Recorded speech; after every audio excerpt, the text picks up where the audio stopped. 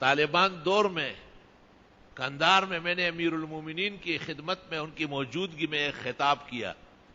طالبان بہت مصروف رہتے تھے، بہت پریشان ہوتے تھے، اکثر کی کالی پگڑیاں اور کالے کپڑے. میں نے واعظ اس پر کیا کہ اس میں نے پہلے بھی شاید بیان کیا ہے، ایک میراثی ڈول ڈپکڑے ٹھیک کرتا تھا، طبلہ صحیح کرتا تھا، سرنگی صحیح کرتا تھا، ڈول دف. تو ایک طالب علم کہیں وہاں سے گزرتا تھا، یہ بھی بادشاہ لوگ ہیں، اس کو وہاں بیٹھنے کی عادت ہو گئی. اس سے پوچھتا تھا یہ کیا ہے، یہ طبلہ ہے، یہ کیا ہے، یہ ڈھولکی ہے، یہ کیا ہے، یہ دف ہے. اچھا. تو تھوڑی دیر بعد وہ اس کو کہتا تھا بیٹے نماز کا وقت ہو گیا، اذان ہو گئی ہے، آپ طالب علم ہے، وارث الانبیاء ہے، آپ جائیں نماز پڑھیں، ہمیں چھوڑیں، ہم تو بہت گناہگار ہیں. اور اس کو کہتے تھے آپ کم بیٹھا کریں، آپ سبق زیادہ پڑھیں، یہ اچھا کام نہیں ہے، اس کو ذلت کی نگاہ سے دیکھا جاتا ہے. ابن حزم نے محلہ کے مقدمہ میں لکھا ہے اللہ اکبر کہ اس کے مرنے کے بعد صرف اس وجہ سے نجات ہو گئی کہ طالب علم کی حفاظت کر رہا تھا. اس کو کہتا تھا بیٹے آپ ہمارے ساتھ طرف نہیں بیٹھے، آپ وارث الانبیاء ہیں، بیٹے یہ اچھی چیزیں نہیں ہیں، ہمارے گناہوں کی وجہ سے ہمارا رزق اس میں آ گیا ہے، آپ تو صف اول میں جائیں، منبر و محراب کی دولت ہے آپ. سبحان اللہ و بحمدی سبحان اللہ العظیم. اس لیے جساس رازی نے احکام القرآن میں کہا ہے عوام میں خواص ہوتے ہیں اور خواص میں بھی عوام سے گئے گزرے لوگ بھی ہوتے ہیں. شیخ القرآن مولانا محمد طاہر صاحب پنجپیری رحمت اللہ علیہ، ان کا بیٹا ہے حضرت مولانا محمد طیب صاحب طیب الزمان، بہت بااخلاق با کردار شرافت کا پیکر. ان کا ایک ہی بیٹا تھا یمان 6 بہنوں کے بعد. تو میجر صاحب چونکہ ان کے بڑے بھائی ہیں میجر عامر، اور اس کی وجہ سے ان کو بڑی وسعت ہوئی ہے، اور میجر صاحب بھی بہت اچھے قرآن کے ماہر ہیں. تو میجر صاحب نے یمان کی تعزیت میں مجھے خود سنایا سب دوستوں کے سامنے کہ اس لڑکے نے درجہ سادسہ پڑھا، پھر میں نے اس کو درجہ سادسہ سے ہٹایا اور اسلام آباد یونیورسٹی میں داخل کیا، اس خیال سے کہ آگے آنے والی زندگی ان علوم کی نہیں ہے، اس میں وہ دوسرا علم چاہیے. تو یہ چھٹیوں میں گھر آیا تھا اور ریس پر موٹر سائیکل چھوڑی اور انتقال ہو گیا، حادثہ ہوا، اور وہ دوسرا لڑکا 2 دن بعد مر گیا. تو خود میجر صاحب کے منہ سے یہ الفاظ نکل رہے تھے کہ ہمارے اس منصوبے کو اللہ نے 100% ناکام کر دیا. لا الہ الا اللہ. لباس کے اندر یہ بات بھی ضروری ہے کہ سفید کو غیر سفید پہ ترجیح ہے. کبھی کبھی میں کالا جبہ پہنتا ہوں، خدا کی قسم سب سے زیادہ قیمتی جبے میرے پاس کالے رنگ کے ہیں، لیکن میرا دل خوش نہیں ہے. جب تک واپس آ کے اتار نہ دوں میرے جسم کو ایک قسم کا زلزلہ ہوتا ہے. ہوائی جہاز میں بیٹھا ہوا تھا، حرمین کا سفر تھا، ایک جعفری میرے پاس آیا، کہتے ہیں شیعہ ہے. میں نے کہا اللہ نہ کرے، اور بھی بہت کچھ کہا، جو بھی نہیں کہتا.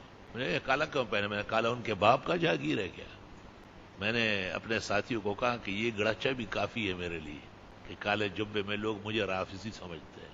انسان ہے، انسان ہو، حیا اور شرم ہو، اس کو عبرت ہو جاتی ہے. اور سفید کیا عجیب چیز ہے. بخاری شریف میں ہے جب رسول اکرم صلی اللہ علیہ وسلم کی ہجرت کی خبریں پھیل گئی تو مدینہ منورہ کے لوگ روزانہ ایک پہاڑ تک آتے، انتظار کر کے دن بھر شام کو واپس ہوتے کہ آج نہیں پہنچے، کوئی اطلاع تو تھی نہیں. ایک دن ایک یہودی نے ان کو بتایا کہ آپ کے رسول آ رہے ہیں. انہوں نے پوچھا کیسے؟ کہا کانا مبیضین، سفید کپڑوں میں خوبصورت 2 آدمی آ رہے ہیں، ایک پیغمبر اور دوسرے ابو بکر. کہتے ہیں ان کے لیے سفید کپڑے ہجرت کے لیے سلوائے گئے تھے. ہمارے علماء کہتے ہیں سفر میں رنگین خیر ہے. یہاں سندھ میں قاضی احمد نام کی جگہ ہے، کچھ دوست تھے وہاں، انہوں نے دعوت دی تھی کہ آپ تشریف لائے. میں تھا اور جامع المعقول والمنقول مولانا حمداللہ صاحب ڈاگئی تھے، شفاہم اللہ و شفاء عاجلہ، محدث سرحد مولانا حسن جان، استاذ الرب والعجم مولانا شیر علی شاہ، میرے شیخ سید و سند مولانا عبدالحنان، مولانا امین اکاڑا، مناظر ملت، سارے علماء یہاں مہمان تھے، ساتھ لے گئے. ان کا مقصد یہ تھا کہ ذرا ہوا بدلی ہو جائے. جاتے وقت ہمارے کوئٹے کے کچھ احباب ہے، اس زمانے میں ایک نیلے رنگ کا سمر نکلا ہوا تھا، اس کو سمر کہتے ہیں. اس کے کپڑے پہنے، میں نہیں پہن رہا تھا، منصور نے اصرار کیا بہت کہ سردی ہے اور ایسا ویسا، پہن لیے. وہاں ایک بڑی مسجد میں فجر میں تمام علماء جمع ہو گئے اور کافی مدرسوں کے طلباء کو ویسے ہی محبت کرتے اور خوش ہوتے. اور مجھے کہا آپ یہاں نماز بھی پڑھا لیں، نماز کے بعد معمول کے مطابق واز کرے. میں نے نماز پڑھائی، فجر کی، اس کے بعد تفصیل سے واز کیا، لیکن لباس کا مسئلہ بیان نہیں کیا. مجھے منصور بھائی نے کہا کہ میں نے کہا آپ کی وجہ سے یہ مسئلہ رہ گیا، آپ نے مجھے سمر پہنایا ہے. سمر تو سفید نہیں ہے، میں کس منہ کہوں گا کہ سفید پہنو؟ بہت نامناسب بات ہے کہ آدمی کے قول و عمل میں تضاد پائے جائے. تو ایک بڑے بزرگ نے کہا کہ سفر میں خیر ہے، سفر میں تو ہر رنگ پہن سکتے ہیں. میں نے کہا اس لیے کفن سفید ہوتا ہے، آخرت کا سفر ہے، اور مردے کو کبھی بھی آپ نے ہرا و نیلا پیلا نہیں پہنا ہے. کچھ بھی اس سے بڑا سفر دونوں جہانوں میں نہیں ہے، مرد ہو یا عورت ہو، کفن سفید. تو اس واقعے سے بھی پتہ چلا کہ اس یہودی نے مدینہ منورہ کے مسلمانوں کو اطلاع دی کہ آپ کے نبی آ رہے ہیں. ہم نے دور سے دیکھا سفید چمکتے ہوئے کپڑے، دو آدمی پہاڑ سے اتر رہے آ رہے، ایک محمد الرسول اللہ صلی اللہ علیہ وسلم اور دوسرے ابو بکر صدیق رضی اللہ تعالی عنہ، افضل هذه الامه بعد الانبیاء الى یوم القیامہ، الخلیفہ الاول والراشد الاول، سرچشمہ ہدایت اور منبع فیضان. سفر میں مبیضین، سفید کپڑے پہنے ہوئے. اللہ اکبر و کبیرہ. طالبان دور میں کندار میں نے امیر المومنین کی خدمت میں ان کی موجودگی میں ایک خطاب کیا. طالبان بہت مصروف رہتے تھے، بہت پریشان ہوتے تھے، اکثر کی کالی پگڑیاں اور کالے کپڑے. میں نے واضح اس پر کیا کہ اس میں تبدیلی لاؤ. یہ اشباہ بالرفض ہے، یہ فرق کرنا مشکل ہے کہ یہ اہل سنت لوگ ہیں یا روافض ہے. اور اکابر علماء مولانا محمد علی صاحب دیوبندی اور جو ان کے شیخ الاسلام تھے، تمام کے تمام علماء شکریہ ادا کرنے آئے تھے کہ یہ آپ کی شان کے لائق کہ یہ پورا سچ بولنا، انہیں یہ مسائل بیان کرنا یہ بہت ضروری تھی. الحمدللہ پیغمبر اسلام کا تو حکم آیا ہے ترمذی شریف میں، البسوا الثياب البياض، سفید کپڑے پہنا کرو، فإنه أحب الثياب إلى الله، اللہ تعالیٰ کو بہت زیادہ پسند ہے.